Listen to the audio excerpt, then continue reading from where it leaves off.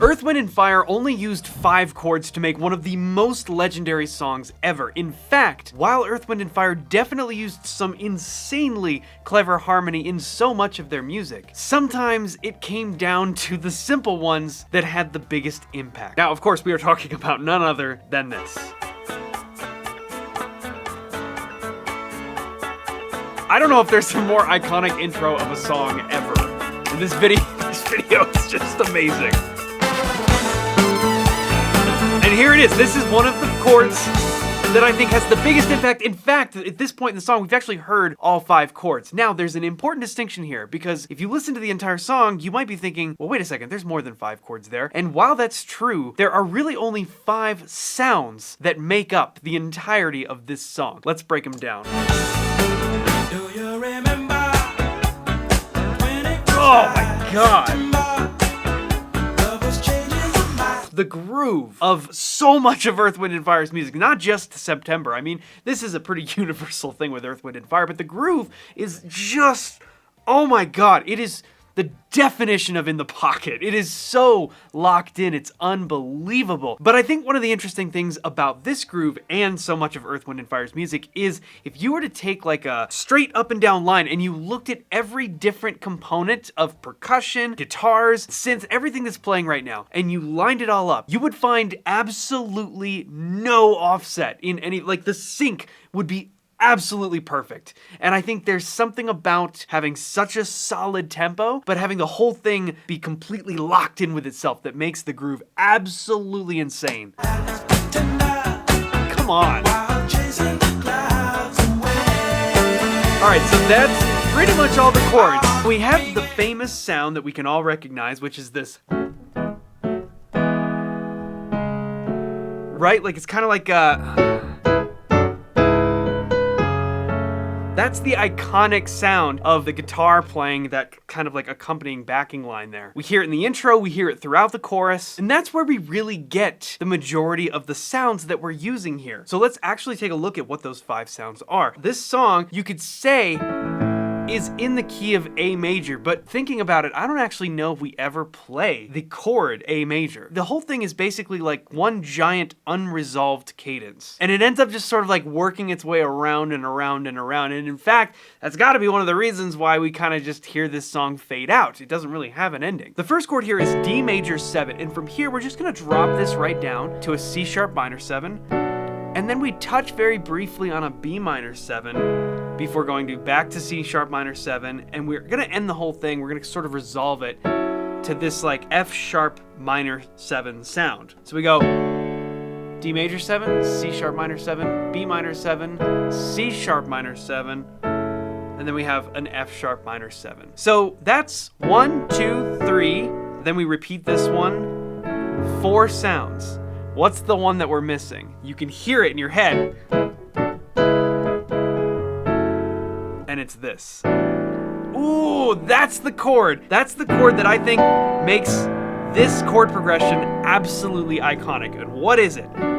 This is an A sus13 chord. This is one of my favorite chords of all time. You know, a little trick with the sus13 chords that I found has been really helpful for me is if I have an A, all I need to do is just play a 5th. So whatever key I'm in, if it's an A sus13 chord, A, and it's 5th, E, right? And all I'm gonna do on top of this is I'm gonna play a major 7th chord starting from whatever the whole step down from my root is. So in this case, a whole step down from A is G. So I'm just gonna play G major 7, watch this. There's our A sus13 chord. You can do this anywhere, right? So if I have an E sus13 chord, what's a whole step down from E? Well, that's D. So I'm just gonna play 5th, D major 7. Look at that. Beautiful E sus13 chord. Let's try it somewhere else. How about A flat? There's my 5th, one whole step below A flat is G flat. There we go. There's an A flat sus13 chord. This is one of the most beautiful chords, I think. It's just absolutely one of my favorites. And it's sus, it's not resolved. We don't actually know if it's minor or major because there is no third. However, in this song, we are actually gonna answer that question later on. Let's continue.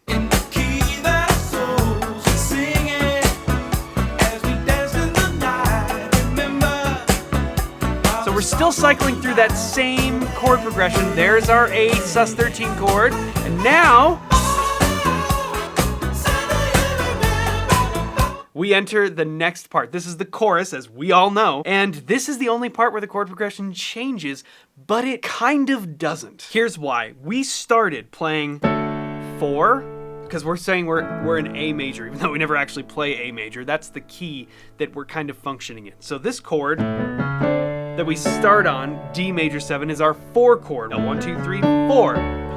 4 chord, 3 chord, 2 chord, 3 chord, 6 chord. 1, 2, 3, 4, 5, 6. Right? So that's how we're gonna call this chord progression by number. 4, 3, 2, 3, 6. That's how we started. Now for the chorus, we're gonna change it up a little bit. We're literally just gonna use a 2, 5, 3, 6, which creates a never-ending 2, 5, 3, 6, 2, 5, 3, 6, and so on and so forth. And it sounds like this.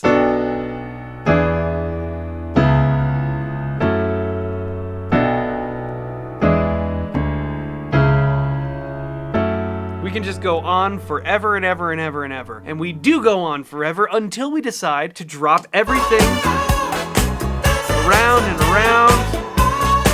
5, 3, 6. There we go. That's how we get out of it. We go back to our A sus13 chord once again. Okay, now I said at the beginning that there are 5 sounds that make up this song. What are those 5 sounds? Well, we've already said that we've used 4 of them. 1, 2, 3, and then 4. Well, we start out the chorus with the sound that we've already used. That's B minor 7. And the only new sound we're actually gonna hear is the 5 chord, E. Because then C sharp minor 7 we've used before, and we just end on F sharp minor 7, which we've also used before. So the only new sound that we've introduced that's any different from the verse is the 5 chord. That's it. The rest of it is all stuff we've used before. Now, here's another interesting thing to look at.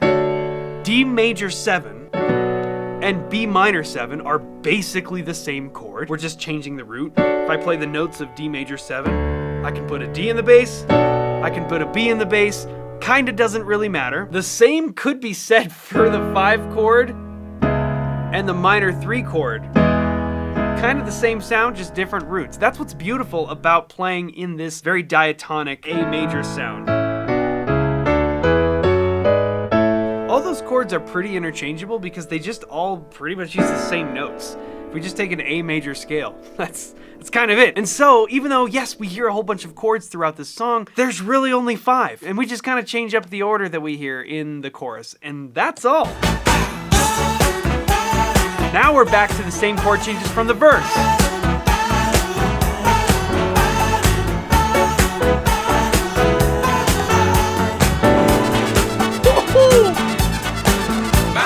Oh, Earth, Wind & Fire's brass section. Gotta be the best ever in this kind of music. I mean, come on.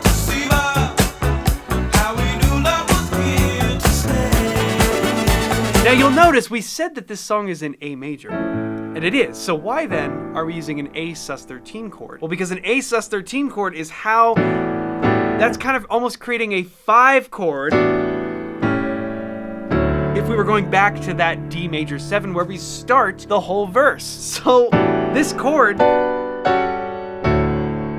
creates this infinite loop. And we, as we know, at the end of the song, we just go around and around and around and around, and eventually it fades out. So one of the greatest songs of all time literally uses 5 chords. Now, that's not that insane, of course. We know all you need is 4 chords to make a pop song. But when you compare it to something like After the Love Is Gone, which is incredibly complex in comparison to this, it really shows you the different types of chord progressions that Earth, Wind & Fire could work into what is essentially a very similar sound. And that sound is far more complex than what we ultimately find when we break down some of these chord progressions. Now, this isn't the only time that Earth, Wind & Fire has used this trick of hiding dead simplicity in this really sophisticated sound. And when we look at something like another absolutely iconic intro,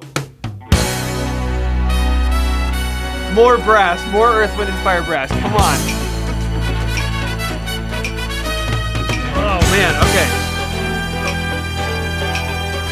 So much going on in here.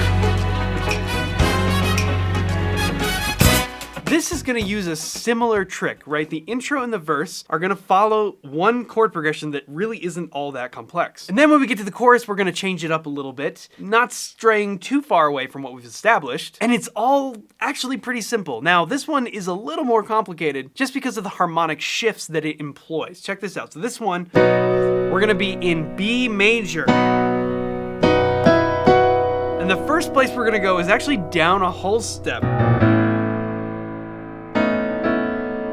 And we're gonna keep this, we're gonna play this A major with its sharp 4 because we're kind of keeping that B major center on top of it. And then we're gonna go somewhere completely different. We're starting this motion that would imply a G major 7. Now, we kind of play a G major 7, but we also don't. Listen to this. When we listen to that chord, we can clearly hear an E minor 7. But before we get to that E minor 7, we touch briefly on the G major 7 that we figured we were going to after whole step down. We're maybe expecting another whole step down. We get it for a second, but we jump right off of it to land on the E minor 7. I think this is one of the coolest chord progressions that Earth, Wind & Fire has ever made because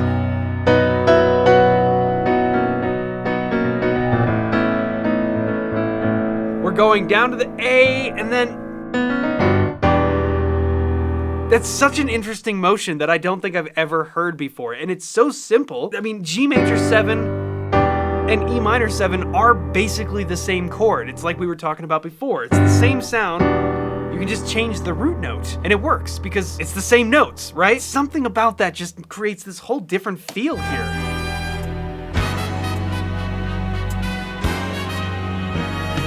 Here we have another sus13 chord. This is, we can do the same thing. Remember, I said play the 5th and then play a major 7th chord of the whole step down, which is E. There we go.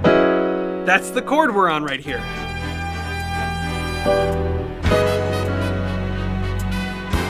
Ooh, right there. The C in the melody creates this really unique, and it kind of gives us a leading, kind of like a leading tone, back to our home base. And now we're gonna get that insane groove again. So many of these grooves, it's almost like they're just a string of 16th notes divided up and spread around between percussion and rhythm instruments, guitar, synths, bass. But when you combine everything together, what you end up getting is a string of constant 16th notes. It's just that because of how we're divvying up that string of 16th notes, you get accents in all these different places. That's how we get this insane groove. Listen to all the different little percussion components.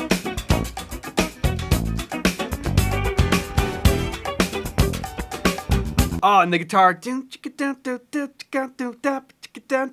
Oh.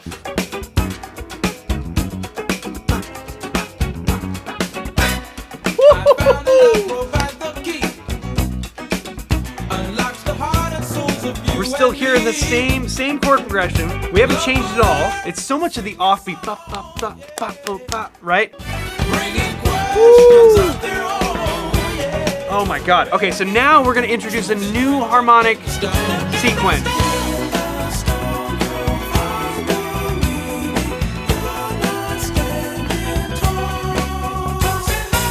All right, check that out. So that's what our chorus chord progression is. So instead of doing that, we're gonna go 1, and then the next place we're gonna go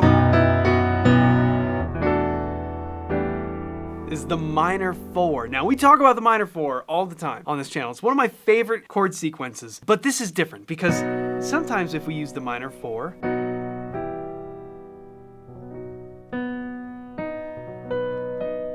it has this really sweet sound to it, but in this case, it kind of doesn't. It feels like it's leading somewhere new.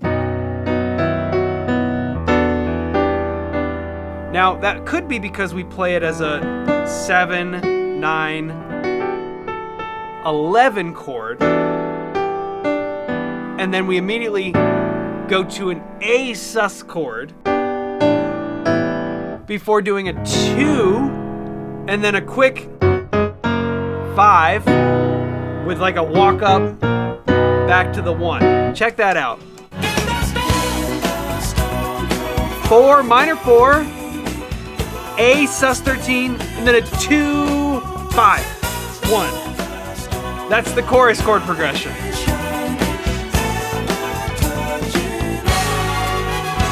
Ooh, except for right there. Oh, I think they just do like a sus chord to a sus chord back to the 1.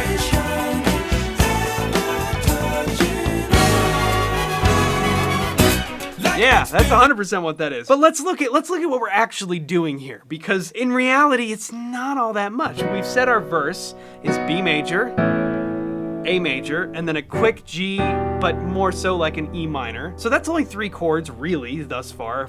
Like we said, G and E kind of the same chord, and then a 5 chord. We can play around with that 5 chord, right? We can do that. And that's all kind of still staying in the same place. So really, we just have B, A, E minor, and a 5, F sharp, sus, right? That's it. So 4 chords there. And then what does our chorus look like? Well, it starts on B, we've already used that. It goes to E minor, we've already used that. A sus, that's a new sound, so we're up to 5. And then we get a little 2-5, so C sharp minor. Maybe this is, I don't know, I don't think we've used that yet. So 6 chords in this song. So we had 5 chords in September, 6 chords in the Stone, and what else? How about even fewer? This is 3 chords. All we're doing here is an E minor, F sharp minor, B minor. That's it. Minor 7. And it doesn't change until 2 minutes and 19 seconds in.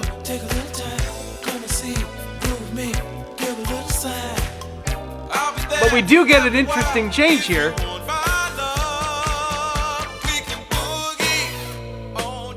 And then it's just...